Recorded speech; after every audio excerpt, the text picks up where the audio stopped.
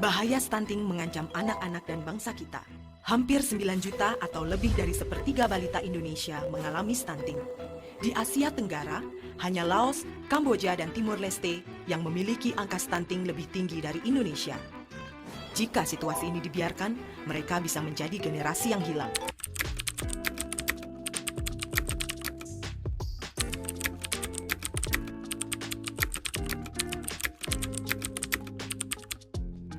Pada saat posyandu, yang sering terjadi adalah ibu dan balita datang ke posyandu, lalu ditimbang berat badan dan diukur tinggi badannya.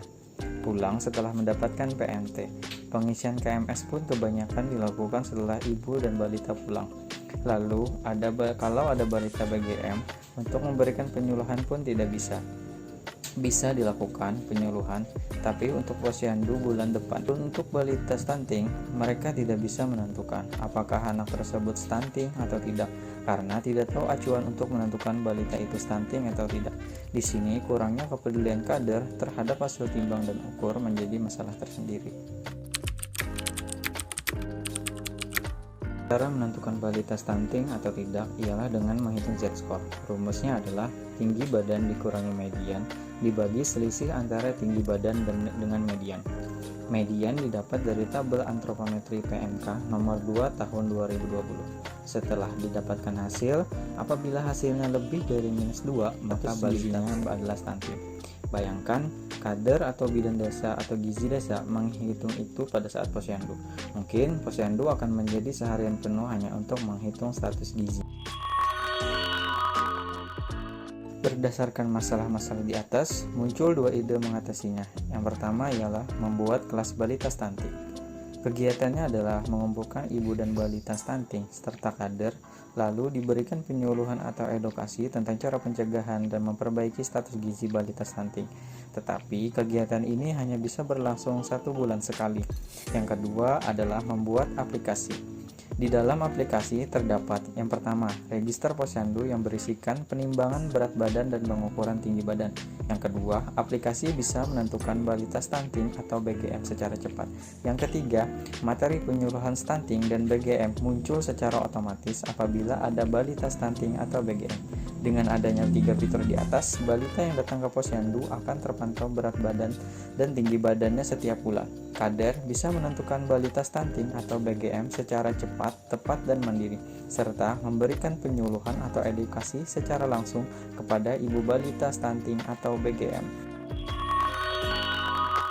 Berdasarkan dua pilihan di atas, maka dipilihlah untuk membuat aplikasi. Kenapa harus aplikasi? Karena saat ini kemajuan teknologi serta smartphone yang hampir semua orang memiliki dan bisa menggunakannya, ditambah fitur-fitur yang telah disebutkan sebelumnya, maka diharapkan aplikasi bisa menjadi jawaban untuk penurunan angka stunting dan BGM, kepedulian kader terhadap hasil timbang dan ukur, serta memudahkan kader atau bidan desa atau gizi desa menentukan status gizi balita stunting atau tidak, ataupun BGM atau tidak. Yang pertama, menemukan dengan cepat balita stunting dan BGM pada saat posyandu. Untuk selanjutnya akan diintervensi oleh petugas kesehatan dan dibantu oleh aparat desa. Yang kedua, membantu kader posyandu dalam memberikan penyuluhan tentang stunting dan BGM pada balita. Yang ketiga, memberikan pengetahuan kepada masyarakat khususnya ibu balita tentang arti stunting dan BGM serta penanganannya. Yang keempat, memudahkan nakes terutama bidan dan kader posyandu dalam menentukan status gizi. Yang kelima, memudahkan ahli gizi untuk mengumpulkan data penimbangan dan pengukuran balita di posyandu serta entry data ke EPPGBM. Dengan mudah dan cepatnya menentukan status gizi balita stunting atau tidak, ataupun BGM atau tidak, maka apabila ada balita stunting atau BGM pada saat posyandu, kader akan memberikan penyuluhan atau edukasi kepada ibu balita.